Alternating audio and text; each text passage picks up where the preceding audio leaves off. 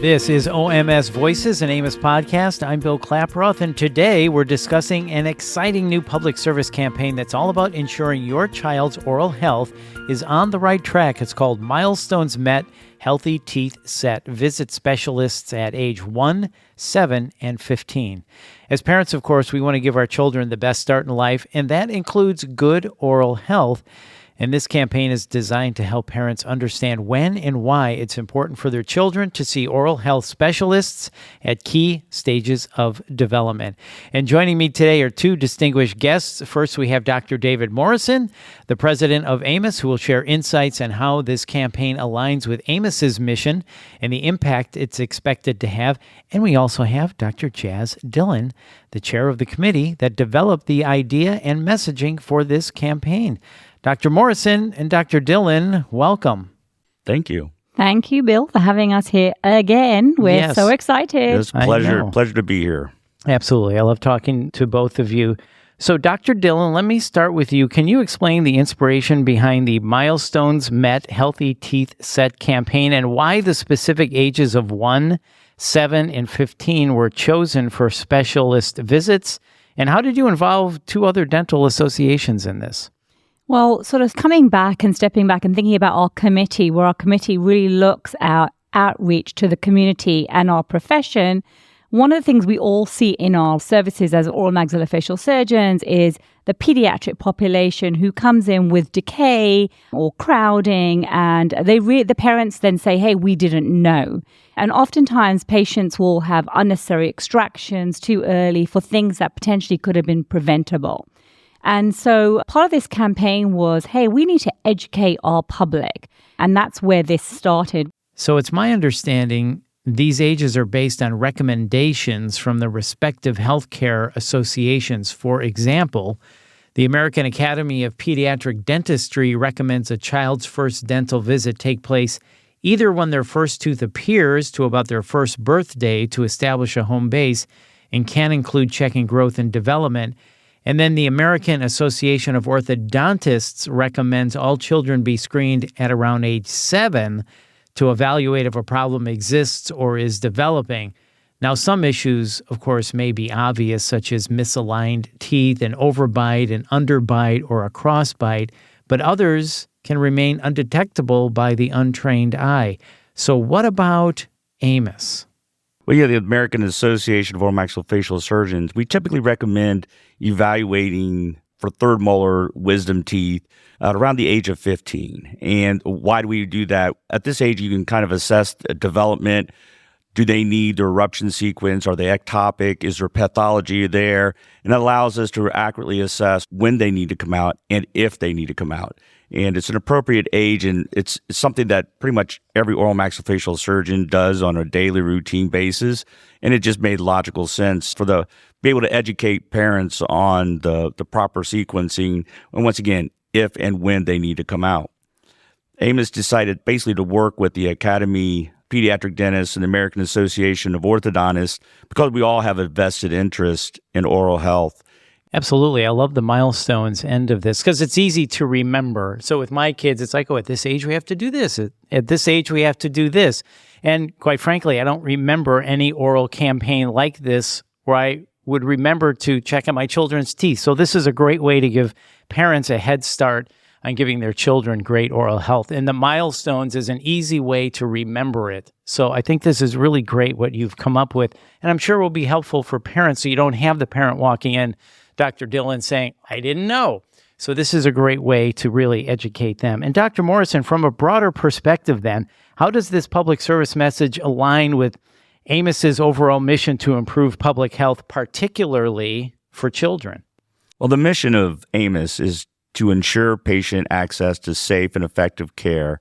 We do that through advancing and promoting, and we preserve the specialty of oral maxillofacial surgery and basically the skill and professionalism of our members. Most people learn of our profession initially when they are teenagers, and they do go get evaluated for third molars, once again, wisdom teeth, as are collectively known.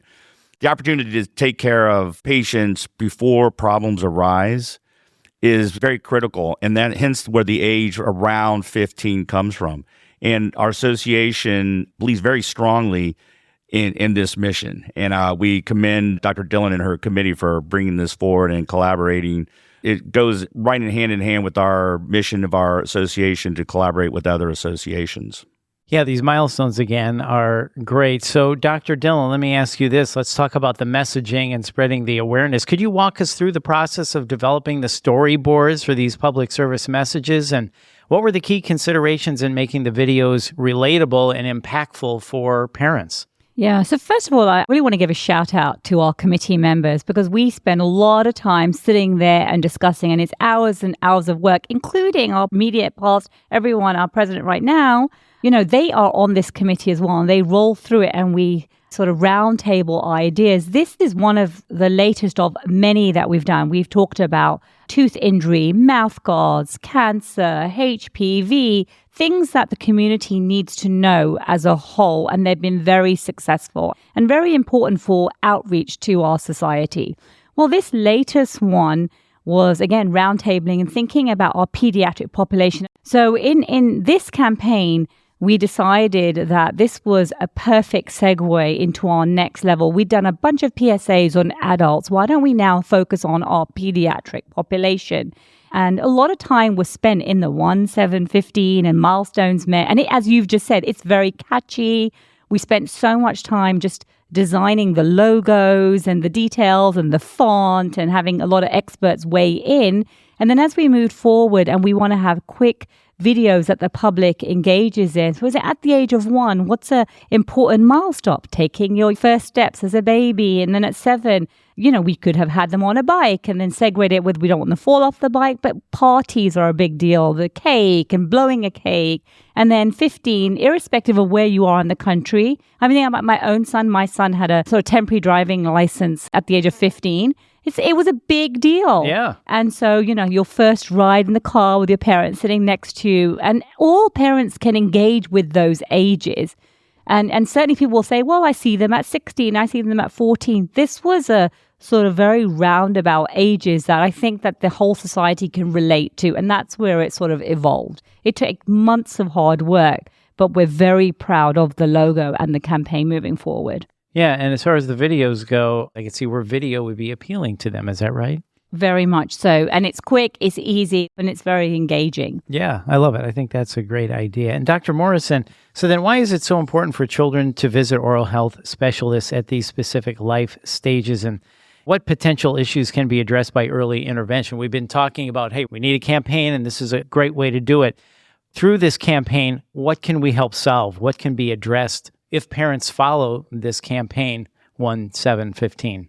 Well, as oral maxillofacial surgeons, we often see pediatric patients, unfortunately, who have lacking in care. And by the time we see them, it's too late. Now we're doing something more advanced and more invasive.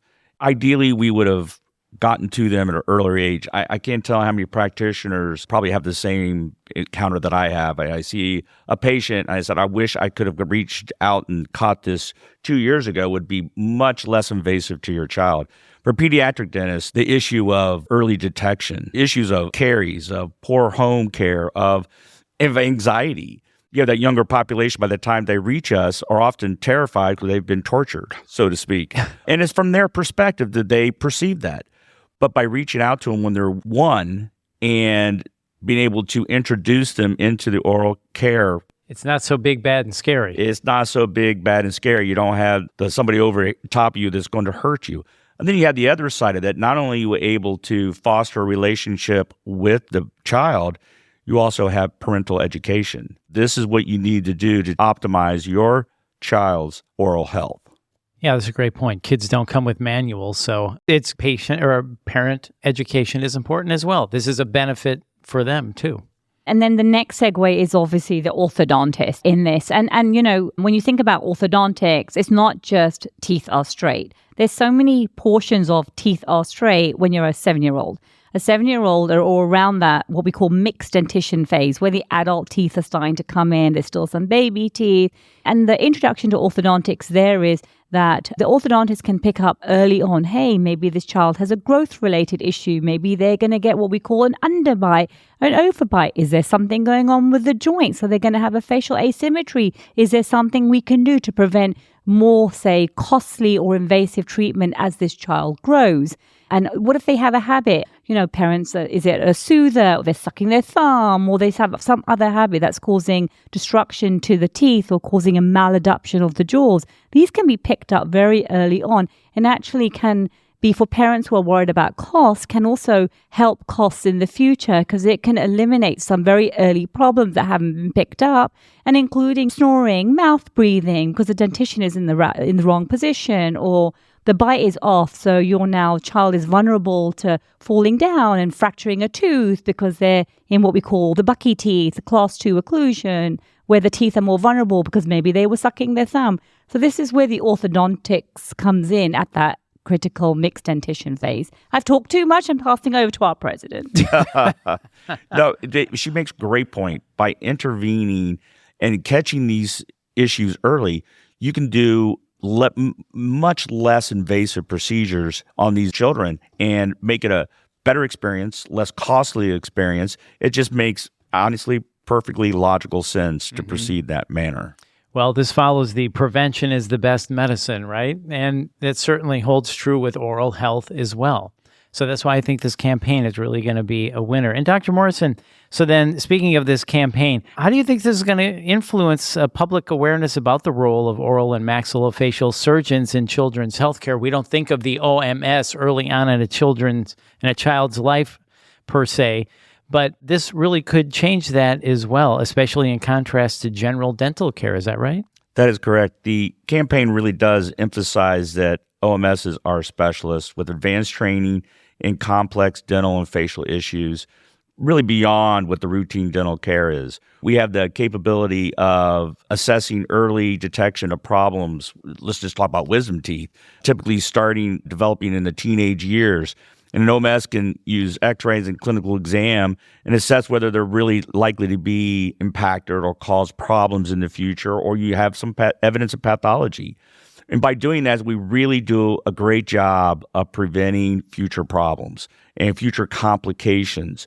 I was going to step in, and let's not forget that even if they're asymptomatic, it doesn't mean that they don't have pathology. And all our white papers have shown that, right? Correct. And that is an emphasis and that's the problem you see is without parental education and awareness that just because it's not symptomatic at this point doesn't mean there's pathology or reason to intervene. And that is really a major issue. But the campaign for us is we've had a continued campaign from our informational campaign to educate the public about what we do, why we do it, and what separates us from the rest of dentistry, basically. We're one of the specialists that basically is somewhere between the medical and dental field. We don't really fit either niche, but we fit both, if that makes sense. Yeah. And I think this is, once again, one more avenue that we kind of separate ourselves to make the public aware of how we do it. And basically, this campaign showcases our collaboration that we have with other associations, our ability to basically include other practitioners basically for the total well-being and healthcare of our individual patients. And that's where it really comes down to. And, the theme of the patients we serve, which will be the theme for Amos this year. And it really is about the patients we serve. And Amos really takes that charge very, very seriously. Yeah, well, we're with the best of both worlds, right? We have medicine, dentistry, and this is a great campaign where we're bringing organizations in medicine together. And as we move forward, for all we know, the organizations in dentistry will bring the medicine group together as well. So this campaign is bigger than what we have right now as we evolve it. Yeah, I really do see that our three organizations actually reaching out to the American Academy of Pediatrics and getting them engaged and getting their members to help engage their patients and their parents to educate them on what really is very important milestones in their patients' lives. That would be a win-win-win. Yes. For sure. It's interesting you talk about the perceptions. I think most people think, oh, OMS, those are the wisdom teeth people. That's who I go see when that happens. But a campaign like this really can help build that awareness early on in a child's life, that the OMS should be a part of a child's life, especially when it comes to oral care. So I think that's really good. And then involving the other organizations too, I think is really a good move. Yeah, and for us, this is important that we want our society to understand that we're not here preaching for the fact that we're here for wisdom teeth. And this is about patients and, our society and what can we do to serve our community. And this is what this PSA is about. The pediatric population sometimes gets forgotten in our message where everyone's thinking about wisdom teeth. That's one important message, but we want to think about all these other things with pediatric oral health. Mm-hmm. Yeah, that's a great point. So Dr. Dillon, then, you're at the ground floor of this. What do you hope parents take away from these messages, and how are you hoping this is going to make a difference in ensuring better oral health outcomes for children as they grow? How do you hope to see this flourish? That's a great question. Thank you for asking that, Bill. Well, in my mind, your child is your biggest investment. Your child is your future. Your child is your legacy. And whatever we can do to invest in your child's future is critical. You don't want your child to lose those front beautiful teeth. You want them to be nicely lined up. You also don't want to have diseases and pathology. So we want to have that outreach early on and make a difference. So as a parent, that you feel proud that you've done the right thing, not that, hey, I never knew. That's what I hope this campaign will give to our society and improve the oral health of our pediatric population. Yeah, that makes a lot of sense for sure. Any thoughts on that, Dr. Morrison? No, I think she's absolutely correct. We really want our patients from all levels to understand that by seeing these specialists, it's going to make a difference in your child's life. First off, the pediatric dentist really sets the table and starts disease prevention and puts basically messages for the parents to how to monitor and how to take care of their child.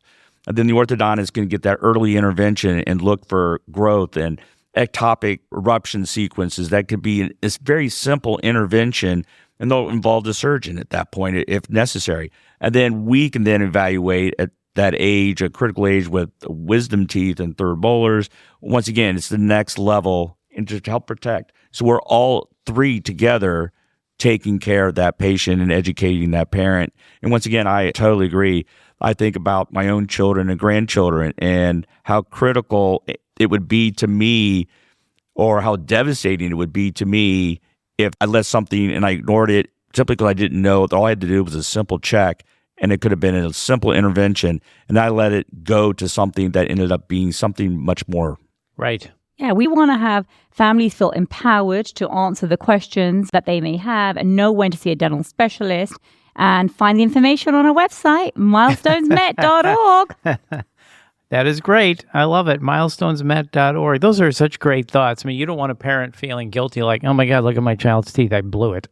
So, I mean, that's really important. Dr. Morrison, I know you have a lot of irons in the fire being the president. You have a lot going on, a lot of campaigns, but this one has to make you especially proud, I would think. Yes, it does, actually. And the good thing is, Dr. Dillon mentioned, I actually rotated through, and I was the liaison to this committee, and I was there when this was being discussed. And I'm just very pleased that the committee has worked to the point to bring this forward, and that we have 3 professional associations that's going to make a commitment to a public service for all our patients in the community. And it makes me very proud to be a small part of this. Yeah, that is very well said. Okay, before we wrap up, I want to thank both of you for your time, but I just want to get final thoughts or anything else you want to add at all. Dr. Dillon, let's start with you. I don't know. I think I feel like I summed it up well. I think that I would encourage everybody, look at the videos. I'd encourage you to go to the website. Absolutely. Milestonesmet.org. And Dr. Morrison, wrap it up for us. Final thoughts from you. Our children, as Dr. Dillon said, are our most vulnerable. And to be able to intervene and intercede before something bad happens, to me, if that doesn't tug on your heartstrings, nothing does. And this is what AMOS is all about. And once again, I think it's somewhat about what my theme is for this year, the patients we serve. And Bill, we appreciate the time you've spent discussing this with us. Very important topic. Yeah, well, thank you. Bill. Thank you. You're both delightful. So thank you so much. Dr. Dillon, Dr. Morrison, thank you so much for your time. And for more information, once again, visit milestonesmet.org. Milestonesmet.org. Go there. Check it out. It'll help you out. And for the full podcast library with great topics just like this one, please visit myoms.org. And if you found this podcast helpful, and quite frankly, how could you not, please share it on your social media and don't forget to subscribe. Thanks for listening.